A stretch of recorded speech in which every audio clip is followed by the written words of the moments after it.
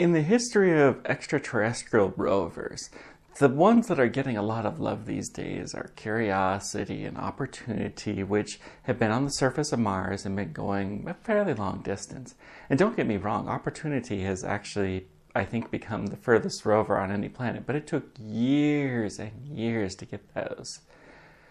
The truth is, though, we've had rovers that have gone a substantial distance on the moon without all of the fancy technology we have today, and they did it in a matter of days or even months, not the years we have today.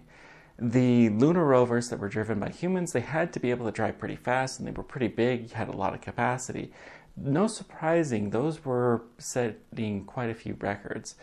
But what's not as well known is the Soviets had a system called the Lunokhod. I think I'm pronouncing that right. They sent 2 of these rovers to the moon. They were able to drive them around, and they were controlling them here from Earth using humans in the loop.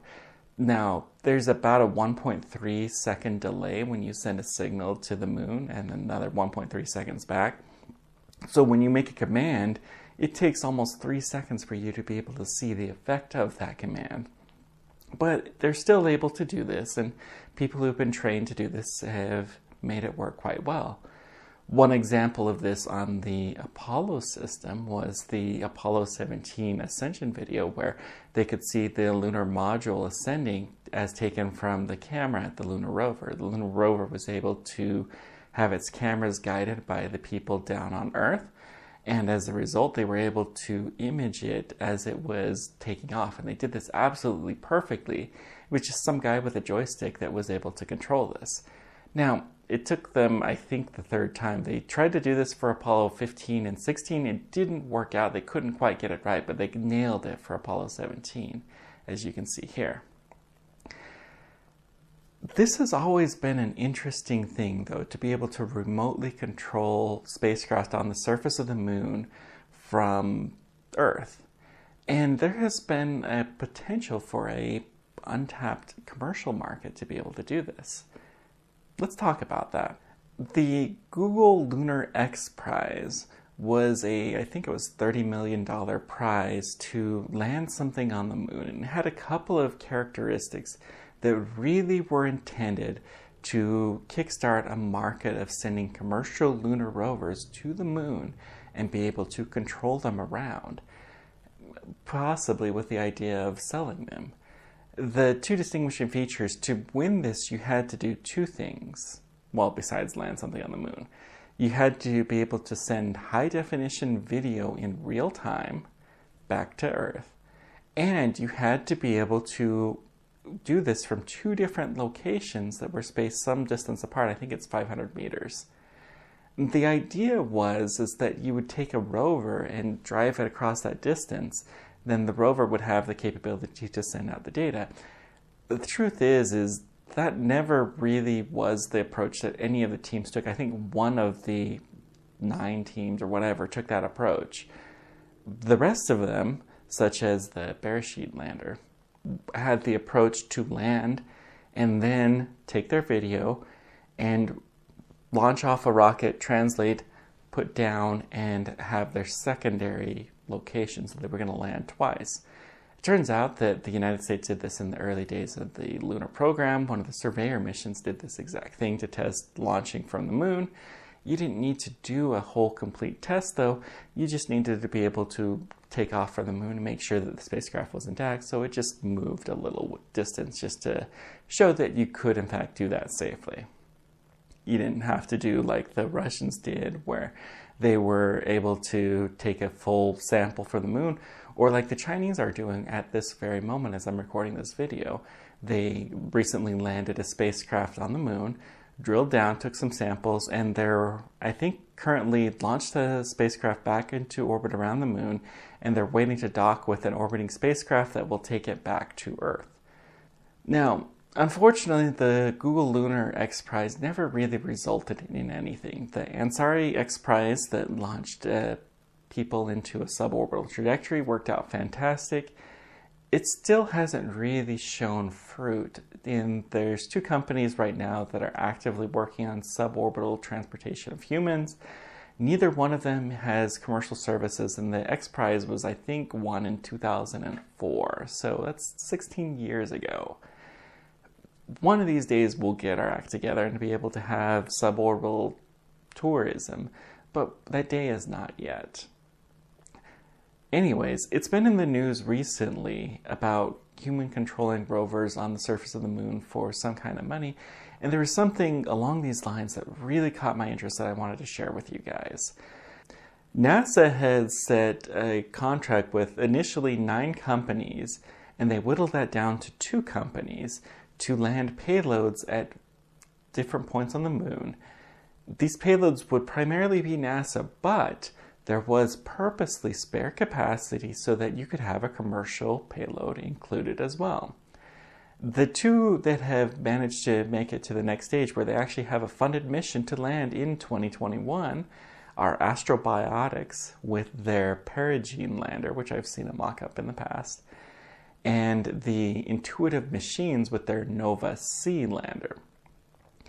Nova-C, by the way, unless Starship is able to do something substantially differently, will be the first vehicle to use methane in Earth orbit. With a methane-propelled engine, they have the only methane engine that's out there.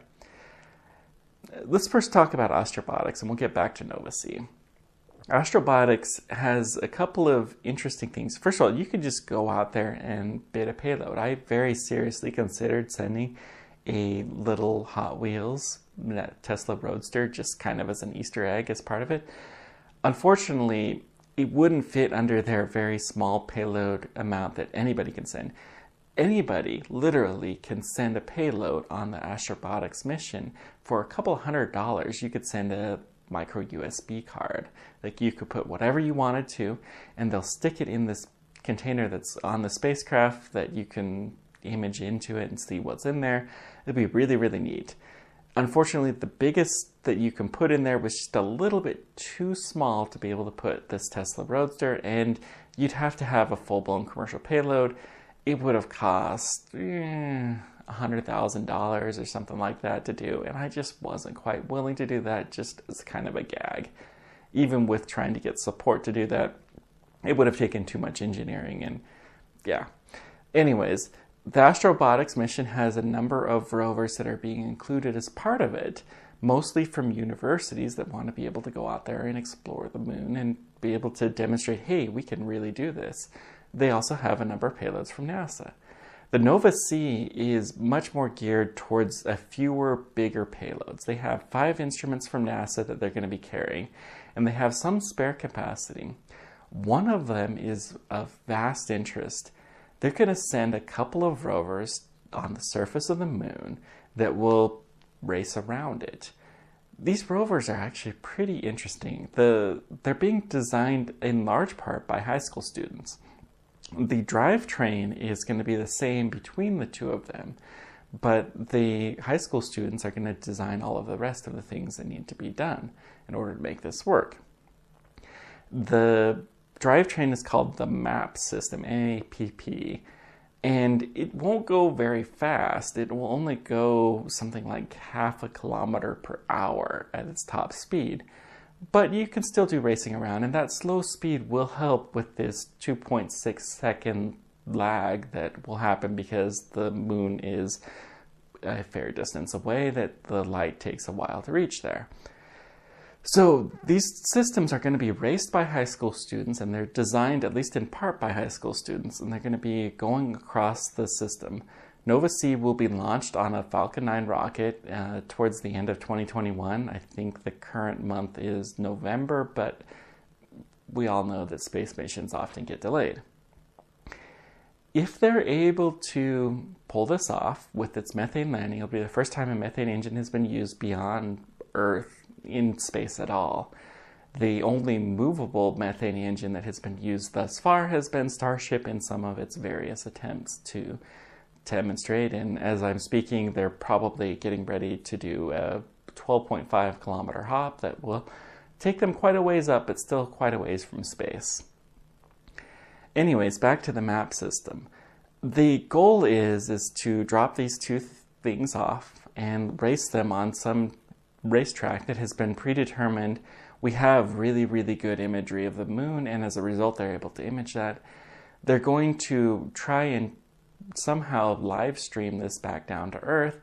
They'll obviously have the first person perspective. They'll be able to use the spacecraft. The Nova C will have cameras that they can use to point at the rover to see where it's going, and a few other things like that. But they're not going to have any of the really fancy types of controls that we would love to be able to see.